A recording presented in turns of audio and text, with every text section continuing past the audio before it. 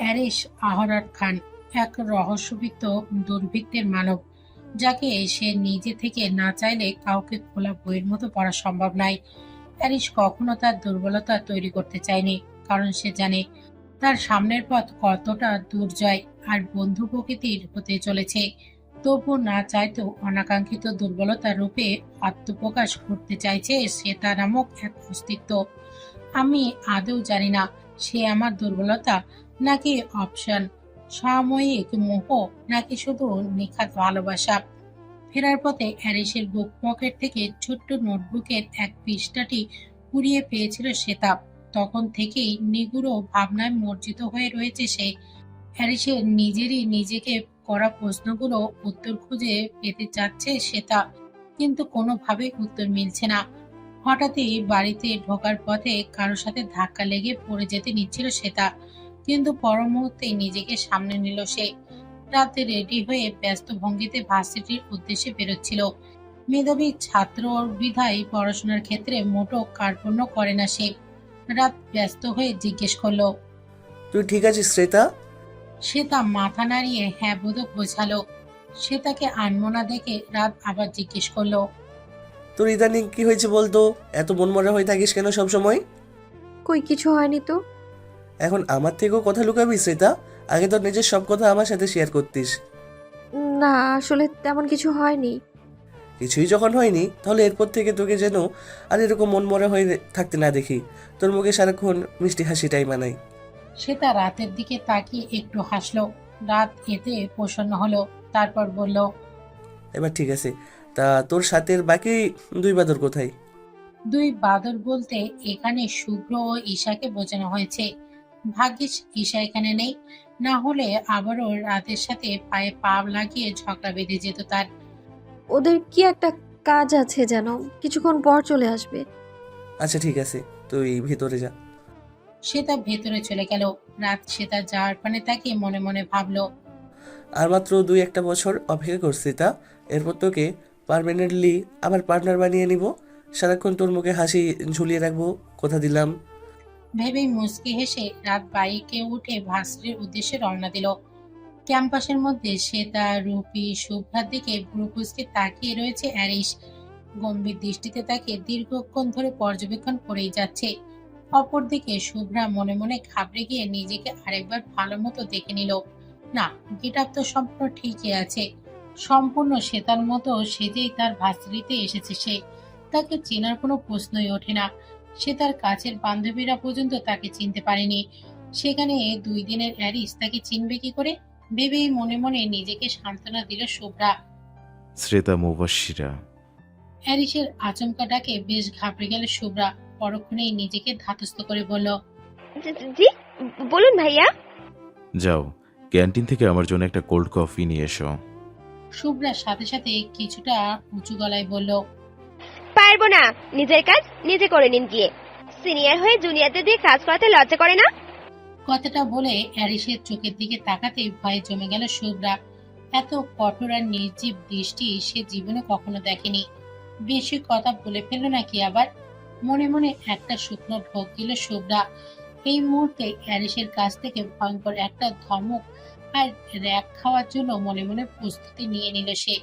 তবুও বোনকে দেয়া কষ্টের প্রতিশোধ সে নিয়েই ছাড়বে বলে প্রতিজ্ঞা করলো। অ্যারিসকে অপমান করার কোনো অপশনই সে ছাড়বে না। অথচ অ্যারিস কোনো প্রকার রাগ না দেখে শীতল কণ্ঠে বলল। তোমার অভিনয় খুবই ভালো শুভ্রা আফিয়াত, একদম 10-এ 10 দিলাম। এই পুরস্কারেই তুমি সন্তুষ্ট, নাকি আরো অভিনয় করতে চাও? শুভ্রা ভয়ানক চমকে উঠল। হ্যারিস তাকে চিনল কি করে? তার আসল পরিচয় বা জানলো কিভাবে? হ্যারিস শুভ্রা থেকে উত্তরের আশায় তার দিকে তাকিয়ে ভুরু নাচালো। শুভ্রা কয়েকটা শুকনো ঢোক গিলে আমতা আমতা করে বলল। আপনি কিভাবে বুঝলেন যে আমি শ্বেতা নই? আর আমার আসল পরিচয় বা জানলেন কিভাবে?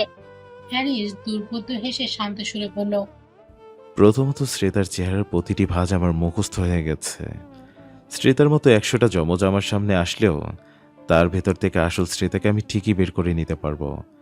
এই যেমন ধরো, শ্রেতার ডান ভ্রুর নিচে কালো একটা ছোট্ট তিল আছে, বাম কানের একদম উপরের দিকে একটা ছোট্ট ছিদ্র, গলার নিচে ঠিক ডান পাশে লালচে তিল, কপালের অর্ধাংশে ঈষৎ কাটা দাগ, শ্রেতার এমন অজস্র চিহ্ন রয়েছে যেগুলো আমার পুঙ্খানুপুঙ্খভাবে মুখস্থ হয়ে গেছে। আর সবচেয়ে বড় কথা, শ্রেতার চেহারা যে নিষ্পাপ সরলতা আর ভীত সন্ত্রস্ততা আমি সর্বদা দেখতে পাই, সেটা তোমার চেহারা আমি দেখতে পাইনি। দ্বিতীয়ত, তোমার আসল পরিচয় জানা আমার পক্ষে মোটেও অসম্ভব কোনো ব্যাপার ছিল না। আমি চাইলে 2 মিনিটে কারো বায়োডাটা হাজির করতে পারি। শুভ্রা এই দিক দিয়ে ভীষণভাবে ঘাবড়ে গেলেও অন্য দিক দিয়ে ভীষণ মুগ্ধ হলো। সে ভেবেছিল সে তাকে বিরক্ত করা মানুষটিকে ভীষণ বদমাইশ আর বকাটি প্রকৃতির হবে, অথচ সেরকম কিছুই দৃষ্টিগোচর হলো না তার। উল্টো তার বোনের প্রতি কারো এতটা মনোযোগ আর আকর্ষণ দেখে সে ভারী অবাক। তো মিস শুভ্রা আফিয়াত। হ্যারিসের কণ্ঠে নিজের নাম শুনে আরো এক দফা চমকে উঠল শুভ্রা। হ্যাঁ হ্যাঁ, বলুন ভাইয়া। তুমি আমার সাথে কেন এমন নাটক করেছো সেটা জানার কোনো আগ্রহ নেই আমার, কিন্তু এই নাটক করার জন্য তোমাকে শাস্তিস্বরূপ কিছু একটা করতে দিতে হয় নাকি? শুভ্রা কয়েকটা শুকনো ঢোক গেল। না জানি হ্যারিস তাকে এই মুহূর্তে কি শাস্তি দেবে। আম সরি ভাইয়া।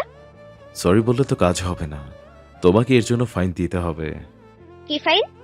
হ্যারিস কিছুক্ষণ চুপ করে থেকে বলল, শুনেছি তোমার আর শ্রেতার একজন বেস্ট ফ্রেন্ড আছে, ঈশা ইয়ামিন চৌধুরী তার নাম। আজকে তার বাসায় তোমরা 3 জন রাত যাপন করবে। শুভ্রা ভীষণ অবাক হয়ে বলল, কিন্তু কেন? সেটার উত্তর তো আমি তোমাকে দেব না। আর তাছাড়া আজকের রাতে তো তোমার আর তোমার ইহান ভাইয়ের কনসার্টে যাওয়ার কথা আছে, কি তাই না? শুভ্রা অবাকের উপর অবাক হয়েই যাচ্ছে। এই লোকটা এত কিছু জানে কি করে?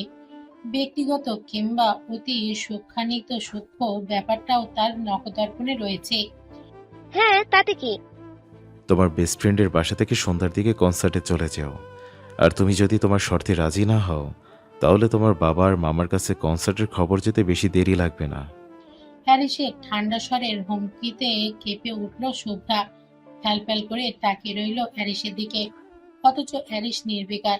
শুভ্রা মনে করে ভাবল, এই লোক তো ঠান্ডা মাথায় খুনও করতে পারবে। কেন যে সেটা সেজে এসেছিলাম। হ্যারিস আবারও জিজ্ঞেস করলো। তাহলে ডিল ডান? শুভ্রা অগত্যা কোনো উপায় না পেয়ে হ্যারিসের প্রস্তাবে রাজি হয়ে গেল। হ্যারিসের মাথায় আসলে কি ঘুরছে সেটা সে কোনোভাবেই বুঝতে সক্ষম হলো না। বুঝলে হয়তো রাজি হতো না। দূর থেকে শুভ্রা আর হ্যারিসের উপর নজর রাখছিল সায়ন মির্জা আর ও তার দলবল। সায়নের চোখে মুখে তীব্র ক্ষোভ আর প্রতিহিংসার আগুন। সায়নের বন্ধু রাফি বলল, ওই মেয়েটার জন্য এরিস তোকে ভার্সিটির সবার সামনে কুত্তার মতো মারধর করলো, তোর প্রেস্টিজ পাঞ্চার করলো, আর তুই কিছুই করবি না? সায়ন দাঁতে দাঁত চেপে কটমট করে বলল, সঠিক সময় আর সুযোগের অপেক্ষা করছি। আমাকে অপমান করার শোধ এই শ্রেতা আর এরিস দুজনের ওপরেই আমি চরমভাবে তুলব। এমন প্রতিশোধ নিব যাতে সাপও মরবে আর লাঠিও ভাঙবে না। আজীবন আমার প্রতিশোধ মনে রাখবে। রাত প্রায় 9টা বাজে। শুভ্র অনেক কাঠখড় পুড়িয়ে বাবা মাকে রাজি করিয়ে সে তাকে নিয়ে ঈশাদের বাসায় সন্ধ্যার দিকে চলে এসেছে। সে তা আজকে রাজি না হলেও পরক্ষণেই বান্ধবীর বাসায় মজা হবে ভেবে চলে এসেছে। চৌধুরী ভিলার সকলে অনেক রাত পর্যন্ত জেগে থাকলেও রাত 9টার মধ্যে সবাই ডিনার সেরে যে যার রুমে চলে যায়। আজও তার ব্যতিক্রম হলো না। সে তার শুভ্রা আর ঈশা একই রুমে থাকার কথা ছিল, কিন্তু শুভ্রা সন্ধ্যা 7টার দিকে ইরানের সাথে কনসার্টে চলে গিয়েছে। 10টার মধ্যে তার ফিরে আসার কথা। সে তার ঈশা দুই বান্ধবী মিলে প্রথমে অনেকক্ষণ যাবৎ খুনসুটি করে এরপর বাতি নিভিয়ে দিয়ে পপকর্ন নিয়ে মুভি দেখতে বসেছে। ভয়ঙ্কর হরর থ্রিলার মুভি চলছে 46 ইঞ্চি বিশাল বড় এলইডি টিভিতে। সে তা বারবার ভয়ে টুকরিয়ে ঈশাকে জড়িয়ে ধরছে। ঈশা তার অবস্থা দেখে হেসে কোটি কোটি হচ্ছে। এভাবে দুই বান্ধবী অনেকক্ষণ যাবৎ টিভি দেখতে দেখতে হঠাৎ করে ঈশা ঘুমিয়ে গেল। এই মেয়ে তো এত সহজে ঘুমায় না, আজকে কি করে এত তাড়াতাড়ি ঘুমিয়ে গেল সে তা ভেবে পায় না। টিভি বন্ধ করে দিয়ে সে ঈশার গায়ে কমফর্ট জড়িয়ে দিয়ে নিজেও তার পাশে শুয়ে পড়ল। নীরবতার মাঝে কেটে গেল অনেকক্ষণ। সে তার তন্দ্রা ভাবে চলে এসেছে। এমন সময় ব্যালকনিতে একটা আওয়াজ পেয়ে ঘুম নড়বড়ে হয়ে গেল সে তার, অথচ ঈশা তখনও গভীর ঘুমে আচ্ছন্ন। সে তো প্রথমে পাত্তা না দিলেও পরক্ষণে আওয়াজটা ভারী হলো। ভয়ে ভয়ে কয়েকবার ঈশাকে ডেকেও লাভ হলো না। মরার মতো ঘুমাচ্ছে মেয়েটা। পরক্ষণে নিজেই সাহস সঞ্চয় করে সে তা এগিয়ে গেল ব্যালকনির দিকে। ব্যালকনির দরজা খুলে চারপাশটা ভালো মতো অবলোকন করে নিল শ্বেতা, কিন্তু সন্দেহজনক তেমন কিছু না পাওয়ায় সে দরজা বন্ধ করে ফিরে আসতে যাবে, অমনি পেছন থেকে কেউ একজন তার মুখে রুমাল চেপে ধরল। শ্বেতা প্রচন্ড ভড়কে গিয়ে ছটফট করলেও তার নাজুক শরীরটা কিছুতেই বলিষ্ঠ পুরুষালী দেহের সাথে পেরে উঠল না। শ্বাসনালীতে করা ক্লোরোফর্মের কারণে মুহূর্তেই অবচেতন হয়ে পড়ল সে। এরপর পড়ে যেতে নিলেই দুটি শক্তপোক্ত পুরুষালী হাত তাকে আঁকড়ে ধরে নিজের বুকের সাথে মিশিয়ে নিল। তারপর তাকে কাঁধে তুলে নিয়ে যেভাবে মই বেয়ে ব্যালকনিতে বয়ে উঠেছিল ঠিক সেইভাবেই ধীরে সুস্থে নেমে গেল সে। পুরান ঢাকার ঐতিহ্যবাহী একটি বিশাল উদ্যানের ব্ল্যাক বাটারফ্লাই নামক বর্তমান সময়ের জনপ্রিয় একটি ব্র্যান্ড কনসার্ট অনুষ্ঠিত হচ্ছে। এতে উপস্থিত রয়েছে দেশের সেরা সব রকস্টাররা। সঙ্গীতে এবং বাদ্যে তারা জমিয়ে রেখেছে উপস্থিত পুরো যুবক সমাজকে। লক্ষ লক্ষ দর্শক এবং ফ্যান তাদের মধ্যে শুভ্রা আর ইয়ানও দুজন বিগ ফ্যান। রাত 10টা বাজতে চলল, কনসার্টে তখন প্রায় শেষের দিকে। ইয়ান তবুও রকস্টারদের অনুকরণে তুমুল নাচানাচিতে ব্যস্ত। শুভ্রা অনেক করেও তাকে থামাতে পারছে না। দুজন সামনের সারিতে বসায় ভিড়ের মধ্যে খুব একটা অস্বস্তিতে পড়তে হয়নি শুভ্রাকে। সে একবার কনসার্ট দেখছে তো আর একবার ইয়ানের পাগলামি দেখে যাচ্ছে। অবশেষে 10টা 15 মিনিটের দিকে কনসার্ট শেষ হলো। ইয়ান তার প্রিয় ব্যান্ডের প্রত্যেকটা রকস্টারদের কাছ থেকে অটোগ্রাফ নিল, সেই সাথে শুভ্রার জন্য নিয়ে এলো। তার খুশির কোনো কমতি নেই। শুভ্রা সেটা দেখেই আনমনে হাসে। দুজন কনসার্ট থেকে বেরিয়ে আসে। এখান থেকে কিছুটা পথ হেঁটে তারা রিক্সা নেবে। রাতের পরিবেশ বেশ শীতল হয়। শুভ্রার গায়ে একটা ওভারকোট জড়িয়ে নিল, ইভানের শার্টের উপরে ব্লেজার জড়িয়ে নিল। এখনো খুশি তার চোখে মুখে ঝিলিক দিচ্ছে। শুভ্রা সেদিকে তাকিয়ে মুচকি হেসে বলল, এর আগে তোমাকে এত খুশি কখনো দেখিনি ইহান ভাইয়া। দেখবি কি করে, এর আগে তো কখনো তোকে নিয়ে কনসার্টে আসিনি। কনসার্ট তোমার এত প্রিয়? ভীষণ। তুই সাথে ছিলি বলে আরো বেশি আনন্দময় হয়ে উঠেছে। শেষের কথাটাই শুভ্রা লজ্জা পেল। ইয়ান বলতে শুরু করলো, জানিস শুভ্রা, আমার লাইফে একজন নামকরা রকস্টার হওয়ার ইচ্ছে আছে, তাও যে সে রকস্টার নয়, পুরো নামকরা গ্লোবাল সুপারস্টার রকস্টার। তোমার তো কত কিছু হতে ইচ্ছে হয়, এই ফুটবলার, এই ক্রিকেটার, আবার এই বাইকার। কিন্তু রকস্টার হওয়া আমার জীবনের স্বপ্ন। বাংলাদেশের ভালো কোনো ফিউচার নেই, এজন্য হয়তো আমাকে অ্যাব্রোড যেতে হতে পারে। শুভ্রার বুকটা আচমকা ধক করে উঠল। মনে হলো এই বুঝি তার ইয়ান ভাইয়া তাকে ছেড়ে একেবারের জন্য দূরে কোথাও চলে যাবে। কিন্তু মামা তো তোমাকে বাংলাদেশ ছেড়ে দূরে কোথাও যেতে দেবে না। সে তো তোমাকে সারা জীবন নিজের বাড়িতে নিজের কাছে রেখে দিতে চায়। সেটাই তো সবচেয়ে বড় সমস্যা। কিন্তু যে করেই হোক তাকে ম্যানেজ করব আমি। নিজের স্বপ্ন পূরণ করতে সবটুকু চেষ্টা করে যাব। আর আমার সঙ্গ দেওয়ার জন্য সবসময় তো তুই আছিসই। এত বিশ্বাস করো আমায়? নিজের থেকেও বেশি। শুভ্রার মনটা ভালো লাগায় ছেয়ে গেল, কিন্তু পরক্ষণেই ইয়ানের একটি কথায় মনটা ভেঙে চুরমার হয়ে গেল তার। ইয়ান কিছুটা মনমরা ভঙ্গিতে বলল, কিন্তু কষ্ট হচ্ছে এটা ভেবে যে তোর বিয়ের পর আর তোকে এভাবে আবার কাছে পাবো না। তখন তুই চাইলেও আর আমাকে সবসময় সঙ্গ দিতে পারবি না। আর আমিও হয়তো দূর দেশে চলে যাওয়ার কারণে তোকে আগের মতো করে আর পাবো না। ইয়ানের অলক্ষ্যে শুভ্রার চোখ দুটো ছলছল করে উঠল। বুকটা অজানা ব্যথায় পুড়তে লাগলো। শুভ্রার বারবার বলতে ইচ্ছা হলো, আমাকে পর করে দেওয়া কিংবা নিজে আমার থেকে দূরে সরে যাবার কথা তুমি বলো কি করে ইহান ভাইয়া? ভবিষ্যতে আমাকে শক্ত করে নিজের কাছে বেঁধে রাখার একটা ব্যবস্থা করতে পারবে না? আবার তার মনে হতে লাগলো সে ইয়ানকে নিয়ে যা অনুভব করে, ইয়ানকে তাকে নিয়ে সেসব কিছু অনুভব করবে না। শুভ্রাকে হঠাৎ চুপ হয়ে যেতে দেখে ইয়ান জিজ্ঞাসা দৃষ্টিতে তার দিকে তাকালো। কি হলো, হঠাৎ চুপ করে গেলি কেন? শুভ্রার কান্না নিয়ন্ত্রণ করে অতি কষ্টে বলল, তোমার ফিউচার পার্টনার নিয়ে কখনো কিছু ভেবে রাখোনি? আরে ওসব তো অনেক পরের ব্যাপার, এখনও এসব কিছু মাথাতেই আনিনি। কেন, তোর এরকম কেউ আছে নাকি? থাকলে আমাকে বলতে পারিস, আমি সবটা ম্যানেজ করে দেব। শুভ্রা অন্যদিকে ঘুরে দুই হাতে নিজের চোখ মুছে ভাঙা কণ্ঠে বলল, জলদি রিস্কা ডাকো ইহান ভাইয়া, আমি বাসায় যাব। বলেই আর এক মুহূর্ত অপেক্ষা না করে দ্রুত গতিতে সামনের দিকে হাঁটতে লাগলো শুভ্রা। ইয়ান হতভম্ব হয়ে তার দিকে তাকিয়ে রইল। তারপর তার পেছনে দৌড়াতে দৌড়াতে ডেকে উঠল, এই শুভ্রা দাঁড়া। কিন্তু শুভ্রা দাঁড়ালো না। দ্রুত পায়ে এগিয়ে গিয়ে ইয়ানের থেকে অনেকটা দূরত্বে চলে গেল সে। রাত প্রায় 12টার কাছাকাছি। অমাবস্যার নিকষ কালো অন্ধকারে আকাশ জুড়ে একটা নক্ষত্রের ছিটে ফোটাও যেন নেই সেখানে। প্রকৃতি জুড়ে বইছে হিমশীতল বাতাস। স্নিগ্ধ নীরবতার মাঝে সমুদ্রের গর্জন বারবার জানান দিচ্ছে নিজের প্রকার অস্তিত্বের। সমুদ্রের বালুময় তটে অনেকগুলো কাঠের সাহায্যে আগুন প্রযোজিত করেছে অ্যারিস। তার মুখের অভিব্যক্তি রুক্ষ। কিছুক্ষণ পর পর আর চোখে তাকাচ্ছে বড় একটি গাছের সাথে হেলান দিয়ে বসে থাকা শ্বেতার দিকে। মেয়েটা এখনো অবচেতন অবস্থায় পড়ে রয়েছে, অথচ এই মধ্যরাতে মেয়েটাকে এভাবে জোর করে প্রকৃতির সান্নিধ্যে নিয়ে আসার সে মোটেও অনুতপ্ত নয়। কিছুক্ষণের মাঝে সে তার জ্ঞান ফিরে এলো। চোখ পিটপিট করে তাকাতেই নিজেকে বেশ দুর্বল অনুভব হলো তার। চারিদিকে তাকিয়ে কোথায় আছে প্রথমে বুঝতে না পারলেও পরক্ষণে কয়েক ঘন্টার আগের ঘটনাগুলো মনে পড়ায় প্রচন্ড হকচকে উঠল সে।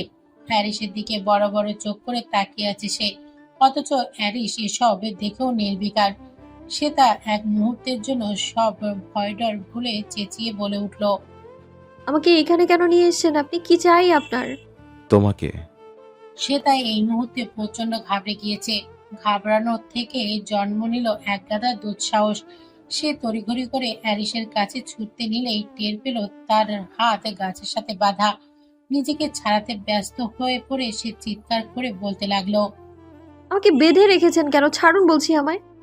ছাড়ার জন্য তো তোমাকে এখানে নিয়ে আসিনি। তাহলে কেন এনেছেন? অ্যারিস কোনো উত্তর দিল না। সে তা আরো চেঁচামেচি করতে নিলেই অ্যারিস রক্তচক্ষু নিয়ে তার দিকে তাকালো। তারপর প্রচন্ড শীতল কণ্ঠে হিসিস করে বলল, শ্শ্, একটু চেঁচামেচি করবে না। এখানে আমি ছাড়া তোমার চেঁচামেচি শোনার জন্য আর কেউ নেই, তাই অযথা নিজের এনার্জি ওয়েস্ট করো না। তারপর কিছুটা বাঁকা হেসে বলল, মধ্যরাতে এক একটা ছেলেকে নিজের সামনে দেখে তোমার একটু ভয় করছে না শ্রেতা? হ্যারিসের ইঙ্গিত বুঝতে পেরে সে তা ভয়ে জমে গেল। তার মুখ দিয়ে আর কোনো কথা বের হলো না। পুনরায় আগে সেই ভয়ার্ত চুপসানো মুখখানা ফিরে এলো তার। তারপর অসহায় কণ্ঠে বলল, হাতের বাঁধনটা খুলুন প্লিজ, অনেক ব্যথা করছে আমার। সে তার কাতর কণ্ঠ শুনে হ্যারিস তার হাতের বাঁধন খুলে দিল। তারপর তাকে এনে নিজের পাশে আগুনের সামনে বসালো। তার দৃষ্টি জ্বলন্ত আগুনের দিকে স্থির। সে তা অস্থির হয়ে বলল, আমাকে এখানে কেন নিয়ে এসেছেন? প্লিজ আমায় আমার বাড়ি দিয়ে আসুন। শুভ্রা, ঈশা ওরা আমায় খুঁজে না পেলে খুব টেনশন করবে। বাবা মাকে খবর দিলে আরো বেশি ঝামেলা হয়ে যাবে। সবাই আমার ব্যাপারে কি ভাববে বলুন তো? কে কি ভাবলো আর বললো তাতে আমার কোনো যায় আসে না। কিন্তু আমার তো যায় আসে। আপনি আসলে কি উদ্দেশ্যে আমাকে এখানে নিয়ে এসেছেন বলবেন প্লিজ? হ্যারিস হঠাৎ সে তার দিকে ঘুরে তার দুই বাহু ঝাঁকিয়ে ক্ষিপ্ত কণ্ঠে বলল, সব দোষ তোমার। তোমার জন্য হয়েছে সবকিছু, আর এর জন্য তোমাকে চরম মূল্য দিতে হবে। সে তা হতভম্ব হয়ে গেল। ভীত ও সন্তুষ্ট কণ্ঠে বলল, কি দোষ করেছি আমি? কিসের জন্য আমার চরম মূল্য দিতে হবে? হ্যারিস সে তাকে একদম নিজের মুখের কাছাকাছি নিয়ে এলো। তাদের দুটো শরীরের দূরত্ব মাত্র কয়েক সেন্টিমিটার। হ্যারিসের দ্রুত গতিতে তপ্ত শ্বাস আশ্রে পড়ছে সে তার চোখে মুখে। দৃষ্টির জোড়া বিভ্রান্ত ও ভয়ের পরিপূর্ণ। হ্যারিস দাঁতে দাঁত চেপে ফিসফিস স্বরে বলতে লাগলো, কেন এলে তুমি আমার জীবনে? কি জাদু করেছো তুমি আমার উপর? তুমি কি কোনো জাদু করি? মানে? মানে যে এরি শাহরান খান কোনোদিন কার উপর দুর্বলতা অনুভব করেনি, যার কখনো কোনো পিছুটান ছিল না, তার দুর্বলতা সৃষ্টি করেছ তুমি। তার পিছুটান নামক ধ্বংস তৈরির একমাত্র কারিগর তুমি শ্রেতা মুবাশিরা। সে তা হতভম্ব হয়ে হ্যারিসের দিকে তাকিয়ে রইল। হ্যারিস কি বলছে না বলছে কিছুই বুঝতে পারছে না সে। হ্যারিস একসময় সে তাকে জোরে ধাক্কা দিয়ে নিজে থেকে দূরে সরিয়ে দিল। ফলশ্রুতি বালুময় সমুদ্র তটে আছড়ে পড়ল শ্বেতাব। হ্যারিস উঠে দাঁড়িয়ে জোরে জোরে শ্বাস নিয়ে নিজেকে শান্ত করলো। তারপর পুনরায় শ্বেতাকে উঠিয়ে দাঁড় করিয়ে তার নাকে নাক ঘষে কপালে কপাল ঠেকে চোখ বন্ধ করে হাসকি টোনে বলতে লাগলো, শ্রেতা, তুমি জানো না আমার ভবিষ্যৎ কি? পুরোটাই অন্ধকারাচ্ছন্ন আর অনিশ্চয়তাময়। সেই জীবনে তোমাকে না জড়ানোটাই হবে প্রকৃত প্রেমিকের বৈশিষ্ট্য। কিন্তু আমি যে প্রকৃত প্রেমিক নই, আমি সেলফিশ ভিলেন, যে কিনা তোমার প্রতি ভীষণভাবে অ্যাডিক্টেড। তোমার প্রতি ভীষণ বাজেভাবে অ্যাডিক্টেড হয়ে গেছি শ্রেতা। এই নেশা না আমি নিজে ছাড়তে পারবো, আর না কেউ কোনোদিন ছাড়াতে পারবে। যে কোনো পরিস্থিতিতে পৃথিবীর যে প্রান্তেই তুমি থাকো না কেন, তোমার গন্তব্য একটাই, এরিস আহরার খান। শ্বেতা অ্যারিসের কথাগুলো শুনে ভয়ে চমকে উঠল। এই লোকটাকে তার এখন মারাত্মক লেভেলের সাইকো লাভার মনে হচ্ছে। কি সাংঘাতিক কথাবার্তা! শ্বেতা নিজেকে ছাড়াতে গেলে অ্যারিস তাকে আরো শক্ত করে নিজের বুকের কাছে টেনে ধরে। মাদকাসক্তের মতো সে তার শরীরের ঘেরান নিতে থাকে। কয়েকটা নিঃশ্বাস প্রশ্বাসে যেন সে জীবনের শক্তি ফিরে পাচ্ছে। সে তা স্তব্ধ হয়ে দাঁড়িয়ে রইল। কিছু করা কিংবা বলার অবস্থায় সে নেই। এই মুহূর্তে অ্যারিসের কাজ বাধা দেওয়ার মানে ভয়ঙ্কর কোনো ঘটনার সম্মুখীন হওয়া, যেটা শ্বেতা একদমই করতে পারবে না। অ্যারিস একসময় নিজে থেকেই শ্বেতাকে ছেড়ে দিল। উল্টো ঘুরে আকাশের দিকে নির্নিমেষ দৃষ্টি তাক করে রইল। প্যান্টের পকেট থেকে বিয়ারের ক্যান বের করে এক ঢোকে পুরো খেয়ে ফেলল। এভাবে পরপর কয়েকটা শেষ করলো। এরপর ধীর পায়ে এগিয়ে যেতে লাগলো সমুদ্রের দিকে। শ্বেতা অবাক হয়ে দেখতে লাগলো তার কাণ্ড। প্যারিস যেতে যেতে গর্জনরত সমুদ্রের জলরাশির মাঝ বরাবর হাঁটতে লাগলো। তার হাঁটু অবধি পানির তলে চলে গেছে। সেটা দেখে ভয়ে চমকে উঠল শ্বেতা। এই লোকটা কি পাগল নাকি?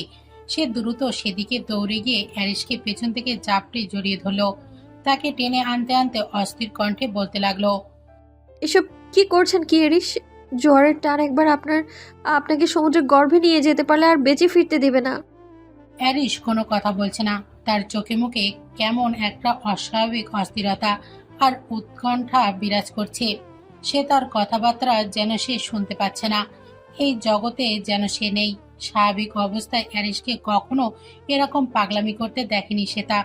অনেক কষ্ট করে টেনে টুনে অ্যারিসকে সমুদ্রের কিনারায় আনলো শ্বেতা। অ্যারিস টলতে টলতে হঠাৎ পায়ে হোঁচট খেয়ে পানির মাঝেই পড়ে গেল। শ্বেতা অ্যারিসের বুকের ওপর আশ্রে পড়ল। সমুদ্রের উত্তাল নীল জলরাশি তাদের দুজনকেই ভিজিয়ে দিয়ে যাচ্ছে। রাতের আবছা অন্ধকারে সে তার মুখ উঁচু করে প্যারিসের দিকে তাকালো। প্যারিস তার দিকেই সম্মোহনী দৃষ্টিতে তাকিয়ে রয়েছে।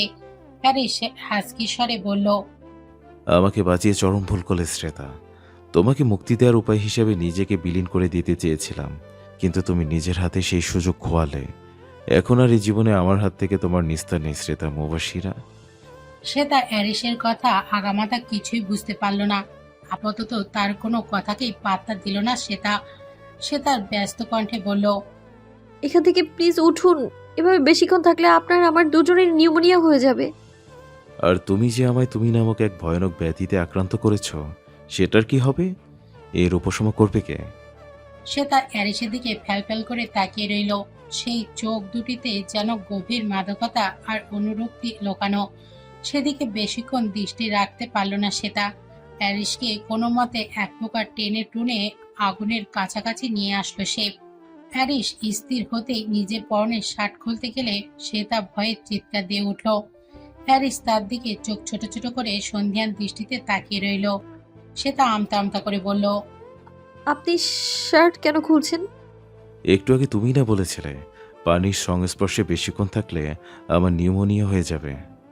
না মানে প্যারিস হঠাৎ গম্ভীর স্বরে বলে উঠল। আমাকে দেখে কি তোমার রেপিস্ট মনে হয়? সে তার তাজ্জব বনে প্যারিসের দিকে তাকিয়ে রইল। প্যারিস শার্ট না খুলেই সে তাকে নিয়ে আগুনের ধারে বসে রইল। তারপর নির্লিপ্ত স্বরে বলল, তুমি যখন তোমার পোশাক খুলতে পারবে না, তাহলে আমি কি করে খুলতে পারি সুইটহার্ট? এটা তোমার প্রতি অন্যায় করা হয়ে যাবে না?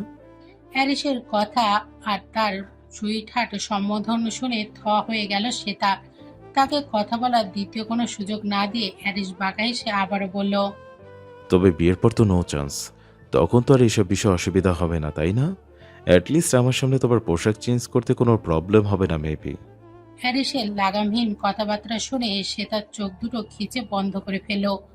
দুই হাত দিয়ে দুই কান চেপে ধরল। গাল দুটো রক্তিম হয়ে উঠল তার।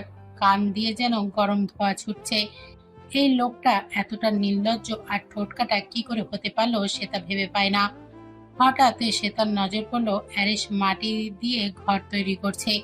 কিছুক্ষণের মধ্যেই খুব নিখুঁতভাবে নজর কাড়া ছোট্ট একটি মাটির ঘরের আবরণ তৈরি করলো সে। তার পাশে লাভ শেপে ভেতরে লিখলো A+S। সে তা অভিভূত হয়ে সেগুলো দেখতে লাগলো। কি মনে করে সে নিজেও অ্যারিসের ঘরের পাশে ছোট্ট একটি মাটির ঘর তৈরি করলো। দুটি মাটির ঘর পাশাপাশি কি জীবন্ত আর প্রাণবন্ধ না লাগছে। অ্যারিস সেদাকে নিয়ে সমুদ্রের ধারে একটা ইজি চেয়ারের মতো কাঠের বেঞ্চিতে বসিয়ে দিল। তারপর তার পায়ের কাছে বসে পড়ে নির্দ্বিধায় তার উরুর ওপরে নিজ মাথা রাখলো। সে তার সমস্ত শরীরে অদ্ভুত শিহরণ খেলে গেল। এক সম্পূর্ণ নতুন অনুভূতিতে ভরে গেল তার মন। অ্যারিস শীতল অথচ ভারী কণ্ঠে বলতে লাগলো, জানো শ্রেতা, এই জলরাশি, এই সমুদ্র আমাকে শীতলতম প্রশান্তি, আবার সেই সাথে ভয়ানক যন্ত্রণাও দেয়। সে তা আনমনে জিজ্ঞেস করলো। কেন? অ্যারিস ভেজা কণ্ঠে বলতে লাগলো, ছোটবেলায় আব্বু আম্মুর মাঝে প্রচণ্ড ঝগড়া হতো। দুজনের কেউ আমাকে বুঝতে চাইতো না। আমি তখন মন খারাপ করে দাদার দাদিজানের সাথে সমুদ্র ধারে চলে আসতাম। সমুদ্রের উত্তাল জলরাশি খানিকের জন্য আমার মন ভালো করে দিত। জলরাশিকে, সমুদ্রকে আমি ভীষণ ভালোবাসতাম। কিন্তু একদিন কি হলো জানো? কি? আমার মা আমাকে ছেড়ে চলে যাওয়ার সময় শেষবারের মতো আমাকে সমুদ্র পাড়ে নিয়ে এসেছিল। সেদিন আমি কি যে আনন্দিত হয়েছিলাম। আমার মা প্রথমবারের মতো আমার সাথে সমুদ্র বিলাস করছিল। সমুদ্র তটে বালি দিয়ে ঘর বানিয়েছিল। কিন্তু কে জানতো এটাই তার আমাকে ছেড়ে যাওয়ার আগে শেষবারের মতো সময় যাপন করা ছিল। এরপর আমাকে ছেড়ে আমার মা চিরতরে চলে গিয়েছে। আমাকে ভুলে অন্যত্র সুখের সংসার বেঁধেছে। আর আমার বাবা তা তো থেকেও নেই।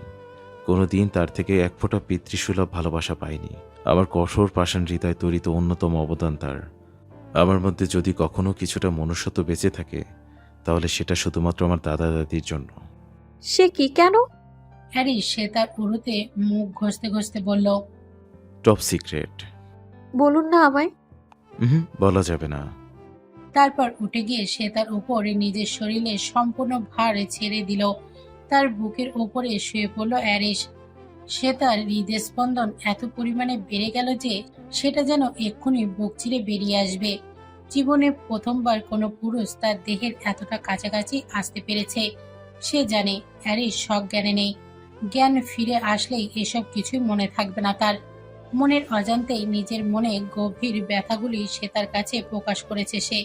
কিন্তু সে তার মনে তার এসব কথা আর তার কাছাকাছি আশাগুলো কি এত সহজেই মুছে যাবে? কখনো না।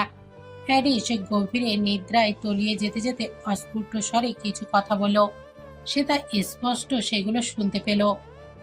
আমার সাথে তুমি কখনো সুস্থভাবে থাকতে পারবে না শ্রেতা, কিন্তু আমি ভালোবাসার সুখ পাওয়ার জন্য সর্বোচ্চ স্বার্থপর হতে পারি।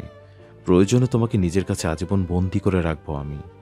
আমি জানি না তুমি আমায় ভালোবাসো কিনা, তুমি আমায় ভালোবাসো কিনা, কিংবা কখনো বাসবেও কিনা, সেটা নিয়ে আমার কোনো মাথা ব্যথা নেই।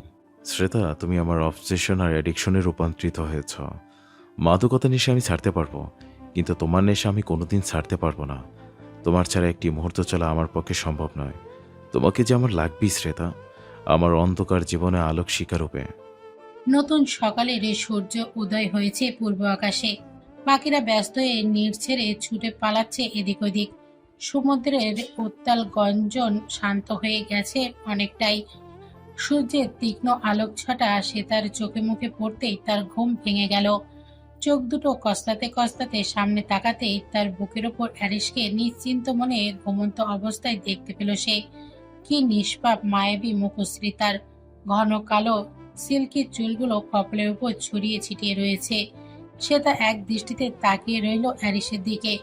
কে বলবে জাগ্রত অবস্থায় এই লোকটাকেই সে তার কাছে কি ভয়ানক আর কঠোরই না লাগে। সে তা অ্যারিসকে মৃদু ধাক্কা দিয়ে বলল, এই যে শুনছেন এরিস? সে তার ক্রমাগত ডাকাডাকিতে অ্যারিসের ঘুম ভেঙে গেল। চোখ মেলে নিজেকে সে তার বুকে আবিষ্কার করে ধরপড় করে উঠে বসল সে। চারিদিকে তাকিয়ে অবস্থা বোঝার চেষ্টা করলো। গত রাতের কিছু ঘটনা তার আবছা আবছা মনে আছে, বাকিটা আর মনে পড়ছে না। তবুও সেসব নিয়ে সে তাকে কোনো রকম প্রশ্ন করল না সে। দুজনের পরনে জামা কাপড় শুকিয়ে গিয়েছে। অ্যারিস নিজের চুল ঠিক করতে করতে সে তার উদ্দেশ্যে গম্ভীর কণ্ঠে বলল, নিজেকে ভালোভাবে ঠিকঠাক করে নাও, আমাদের রওনা দিতে হবে। বলেই বেশ কিছুটা দূরে রাখা নিজের জিপের দিকে এগিয়ে গেল অ্যারিস। শ্বেতা সেদিকে নির্নিমেষ দৃষ্টিতে তাকিয়ে রইল।